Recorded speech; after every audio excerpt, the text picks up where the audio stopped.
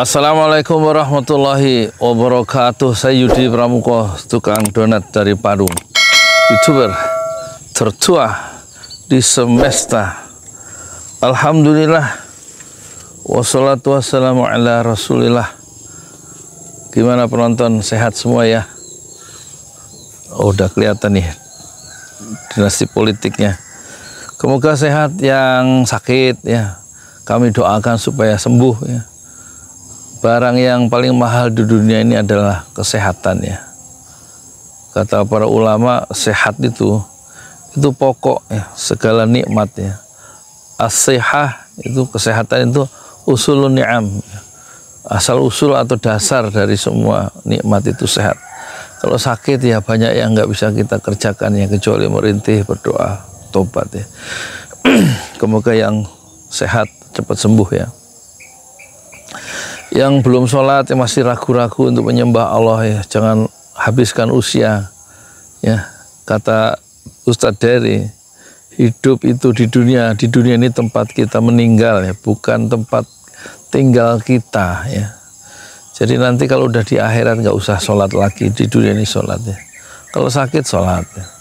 Sehat sholat, sibuk sholat, waktu perang sholat, nggak ada yang bisa ditinggalkan dengan segala situasi untuk laki-laki, kecuali buat wanita yang kalau nifas dan haid ya. Tapi kalau laki-laki sholat, jangan sampai nanti nikmatnya ibadah itu dicabut sama Allah. Ada banyak orang yang badannya sehat ya, suka seminggu 3 kali 2 kali dia nge-gym ya, sehat badannya, tapi nggak ditakdirkan Allah, nggak dikasih izin untuk nikmat sujud, nikmat ruku. Sehat nggak bisa sujud ya, sehat badannya nggak bisa ruku, tapi dia coba itu. Moga-moga kita terlindung ya dari dari situasi sehingga kita tidak bisa sujud ya. Sujud itu membuat banyak sujud, banyak sholat, membuat kita itu menjadi teman Rasulullah di surga ya. Abu Firas, jika kamu, dalam satu hadis, jika kamu memang ingin benar-benar jadi temanku di surga, fa'ini ala nafsika bi kathratis sujud, kata Rasulullah. Coba tolonglah aku ya Abu Firas, dengan cara kamu memperbanyak sujud. Dengan memperbanyak sujud itulah kamu menjadi temanku di surga, kata Rasulullah begitu ya. Jaga sholat subuh, jaga sholat asar. Man sholal bardain dakhalal jannah. Siapa yang sholat subuh dan siapa yang sholat asar, maka dia dijamin masuk surga, kata Rasulullah begitu ya. Sholat bardain, sholat di dua waktu yang sejuk, yaitu subuh dan asar. Setelah panas kan menjelang asar itu waktu asar kan sejuk ya. Man sholal bardain dakhalal jannah. Siapa yang sholat subuh dan sholat asar, dia pasti masuk surga. Terus kemudian kita akan bahas tentang Jokowi ya. Kita kasihan dengan Jokowi karena dia itu, kalau kita cek nanti, dia sebenarnya anti-Islam tanpa dia sadari, atau mungkin dia sadari. Tujuan syariat Islam itu ada 5 ya. Ada 5, yaitu 1, menjaga akal. Menjaga akal, supaya akal itu berkembang optimum. Rakyat akalnya harus sempurna, harus berkembang ya, secara sempurna. Dan itu pemerintah harus membuat kebijakan-kebijakan yang membuat akalnya rakyat itu sempurna. Jangan tugas pengembangan akal, pengembangan intelektualisme itu diserahkan ke Rocky Gerung ya. Akal sehat ya, akal harus sehat ya. Sekarang malah untuk mahasiswa ada kebijakan UKT. Apa itu UKT? Uang kuliah tunggal, dan itu naiknya berlipat-lipat. Itu membuat orang tua tercekik, dan mahasiswa yang ingin meraih pendidikan tinggi menjadi mundur teratur karena nggak punya uang ya, karena kebijakan UKT. Nah, ini kebijakan UKT ini zaman Jokowi, karena dia kan bagian dari kebijakan kampus merdeka kan, UKT itu, karena ada badan hukumnya, yaitu PTNBH ya, Perguruan Tinggi Negeri Berbadan Hukum.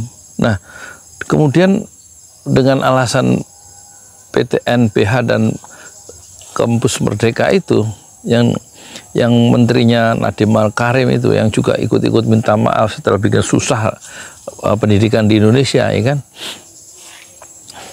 Itu membuat biaya kuliah jadi tinggi. Ini harus dihentikan ya. Untuk apa?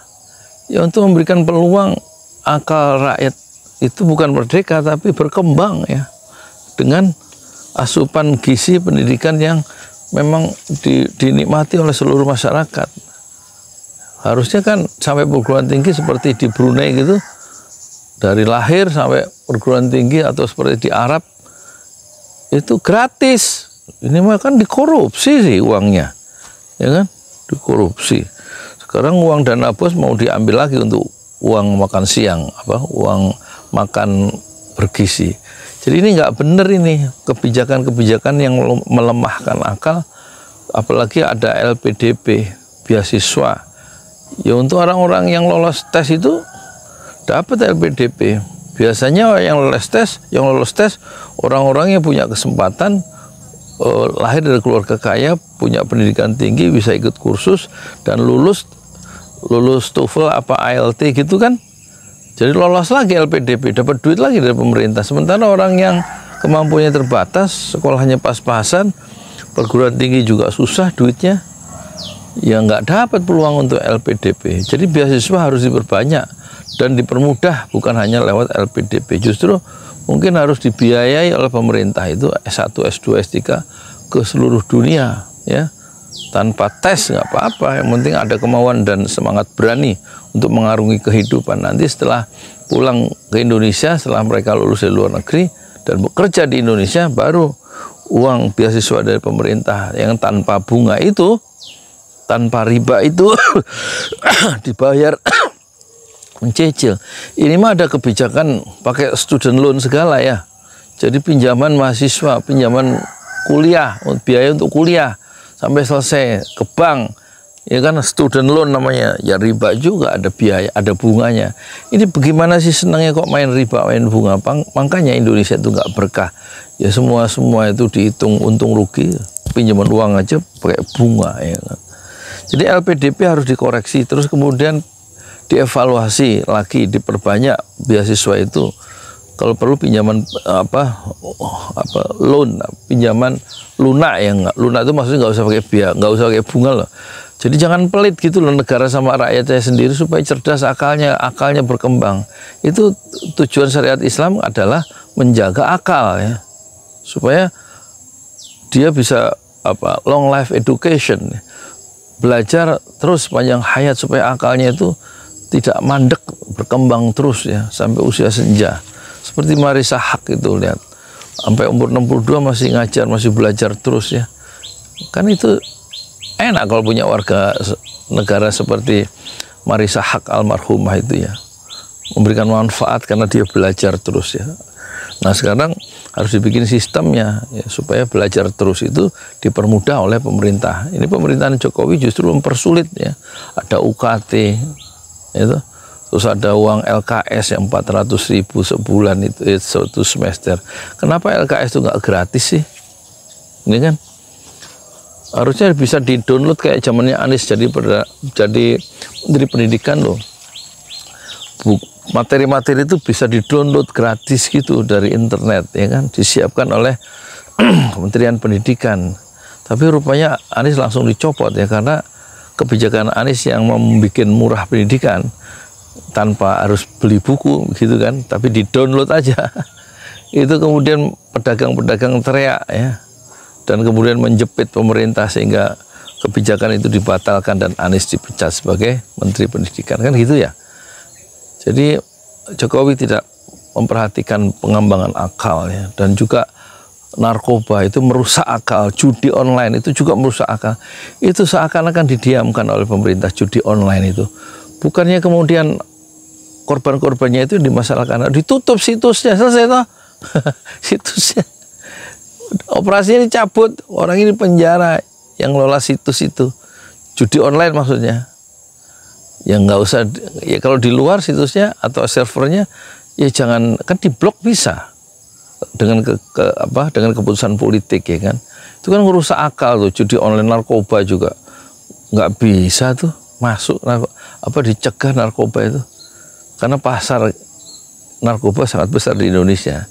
Pintu-pintu untuk masuk dari pelabuhan-pelabuhan yang resmi dan tidak resmi, ya, rentangan laut atau garis pantai kita begitu luas, pulau-pulau kecil itu menjadi tempat penyelundupan narkoba, nggak mampu ya dijaga oleh kebijakan politik Jokowi. Jadi Jokowi itu anti ya terhadap syariat Islam. Syariat Islam tujuan pertamanya adalah menjaga hifdzul akal, menjaga akal. Terus kemudian yang kedua menjaga jiwa, hifdzun nafs ya. Jiwa jangan dibunuh ya.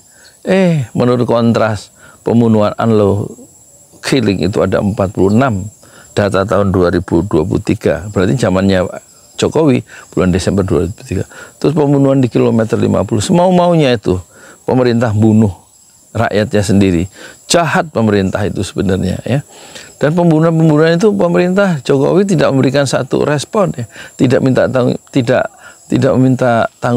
minta maaf terhadap pembunuhan itu, terhadap pembunuhan yang dilakukan oleh aparat ya kan, dan tidak memberikan santunan terhadap pembunuhan korban-korban itu.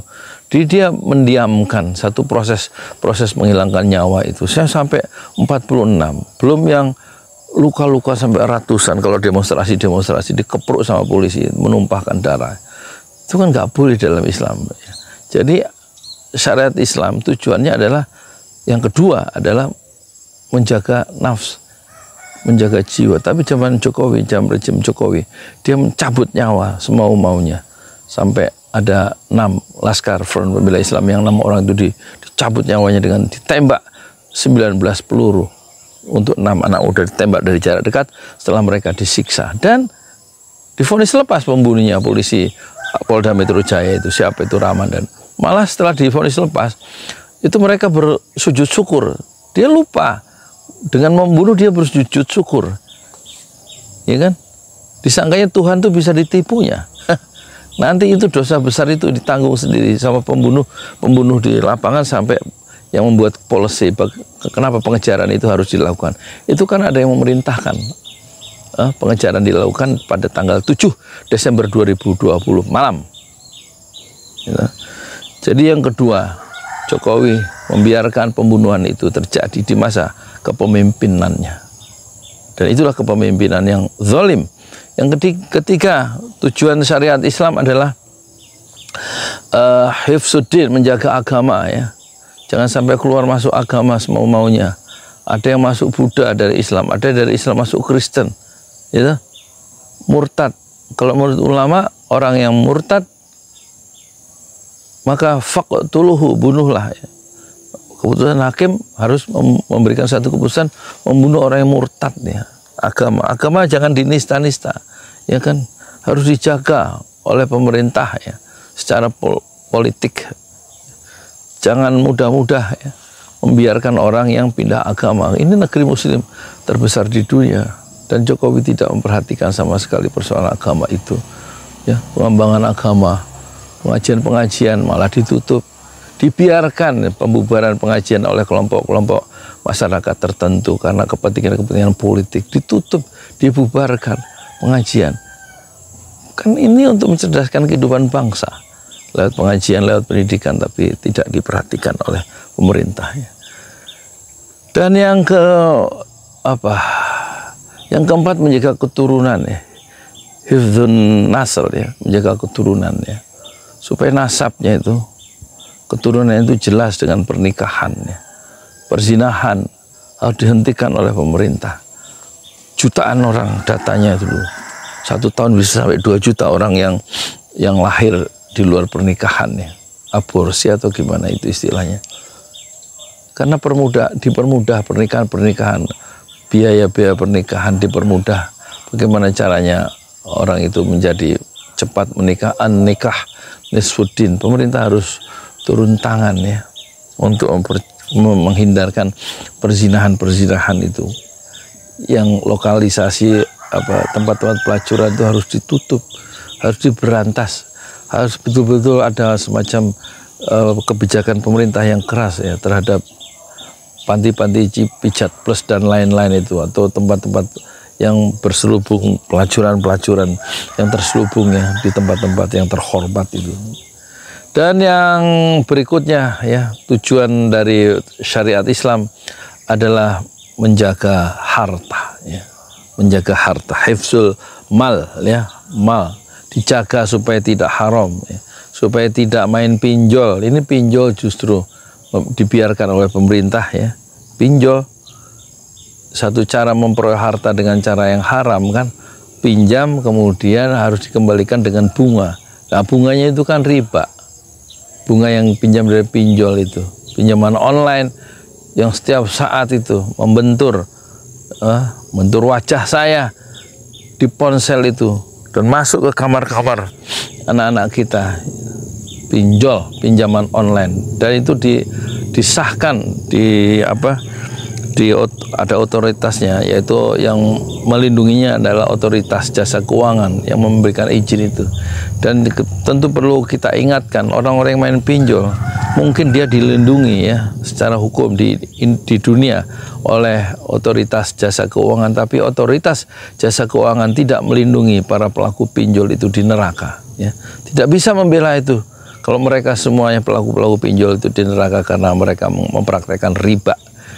Jadi menjaga harta yang halal, mencari yang halal, itu hendaknya betul-betul dipandu oleh pemerintah ya, bukan justru dipandu untuk mencari harta yang haram dengan melakukan pinjaman-pinjaman yang haram ya. Dan pemerintah sendiri juga harus menjaga dirinya, hartanya itu jangan sampai ngutang. Rasulullah sudah mengingatkan jangan sampai terlibat utang ya, yang bisa membuat kita nggak merdeka lagi di depan orang yang ngutangin, yaitu terutama Cina. Allahumma inni a'udzubika minadain wa qahri rijal. Ya Allah, aku berlindung kepada Engkau ya Allah. Minadain, dari hutang, wa qahri rijal, dan berlindung daripada pengaruh orang yang memberi hutang itu sehingga kita yang diutangi itu menjadi tidak merdeka lagi. Hutang kereta api cepat itu sampai 130 tahun belum uang dihambur-hamburkan, utang ya. Untuk APBN utang sampai berapa sepertiga dari APBN itu untuk bayar hutang, termasuk untuk membiayai proyek-proyek yang nggak terlalu penting dan nggak terlalu bermutu, nggak terlalu bermanfaat untuk orang banyak, yaitu IKN itu. Ya kita berharap, dan tampaknya harapan itu nggak banyak juga ya ke pemerintahan baru ya. Perlunya mereka memuliakan akal, memuliakan jiwa, memuliakan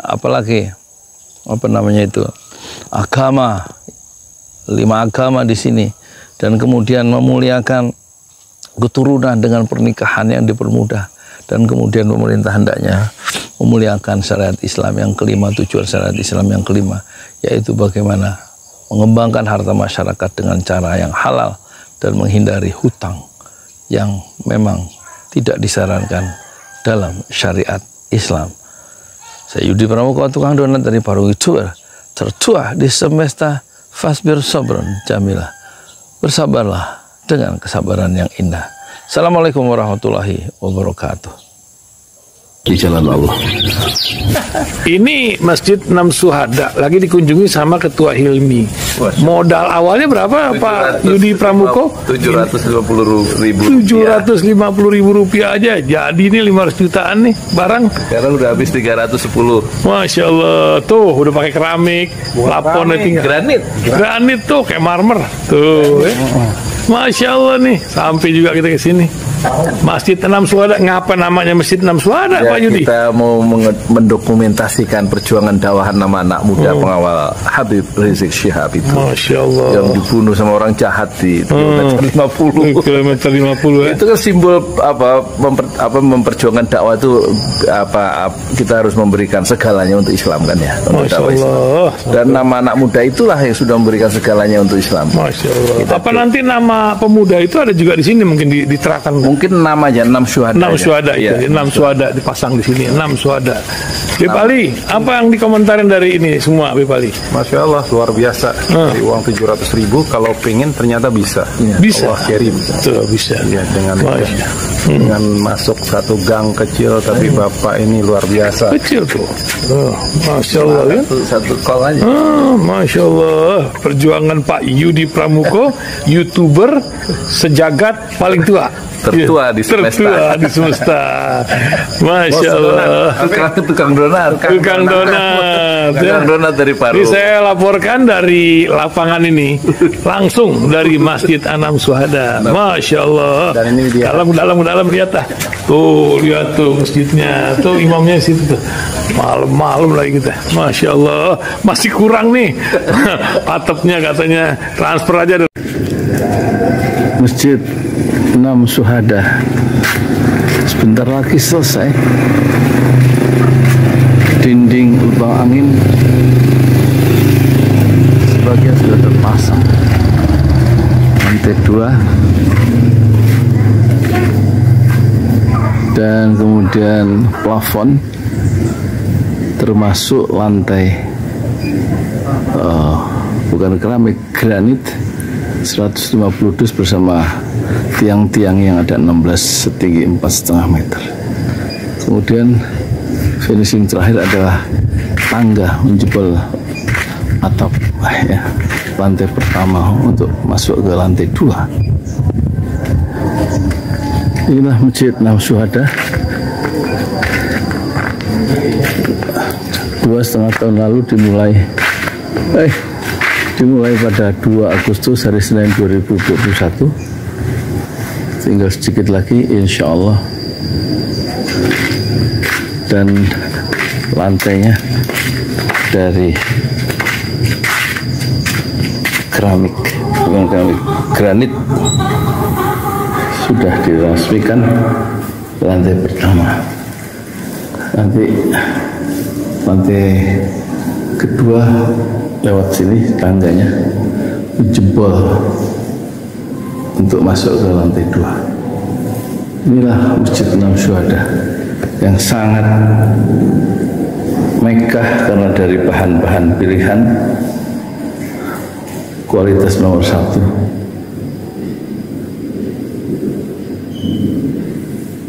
Tinggal sekitar 80 juta lagi finishing lantai atas selesai, insya Allah.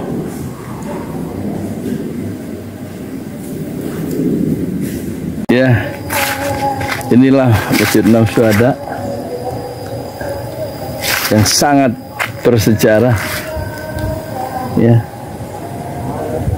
dalam sejarah dakwah Indonesia modern, insya Allah, karena ini dibangun dalam konteks kezaliman rejim penguasa yang sudah membunuh 6 santri dari front Laskar Front Pembela Islam, dan kita abadikan pengorbanan dan perjuangan dakwah mereka sehingga kita sebut namanya Masjid Anam Syuhada. Mereka mengawal perjalanan dakwah gurunya Habib Rizik Syihab, dan mereka dicegat oleh orang-orang jahat di kilometer 50. Saya Yudi Pramuko, tukang donat dari Parung Juber, tertua di semesta fasbir sabrun jamil. Bersabarlah dengan kesabaran yang indah. Assalamualaikum warahmatullahi wabarakatuh.